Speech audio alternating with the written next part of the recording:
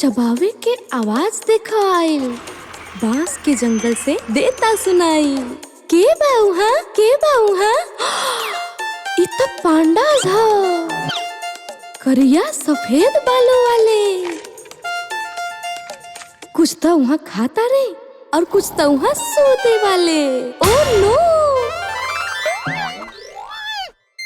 चला चली हमनी घूमे, जंगल में मजा से झूमे, जानवर सभे हिम्मत वाला प्यारे। चला चली हमनी घूमे। देखो वो जानवर जोर से भागल, खूबसूरत और तेज हवा से भी ज्यादा। के बा उहाँ, के बा उहाँ? चीता हो ओकर नाम, दौड़ में सबके हरावल हो ओकर काम। ये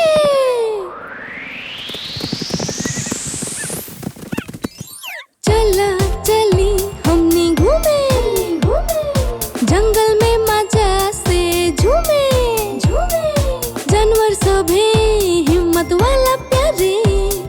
चला चली हमनी घूमे।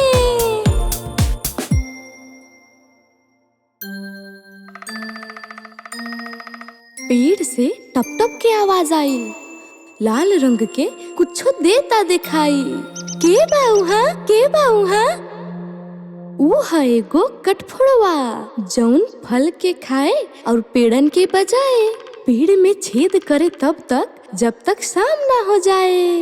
टप टप चला चली हमनी घूमे, जंगल में मजा से झूमे, जानवर सभे हिम्मत वाला प्यारे। चला चली हमनी घूमे। झाड़ियन से आवता गुर्रावे के आवाज। यहाँ रहेला बड़ा जानवर के परिवार। परिवार? केकर परिवार?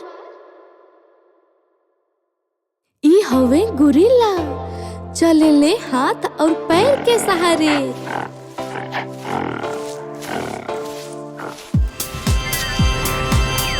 दिखेले खतरनाक और ताकतवर, बाकी बाड़े बहुत प्यारे।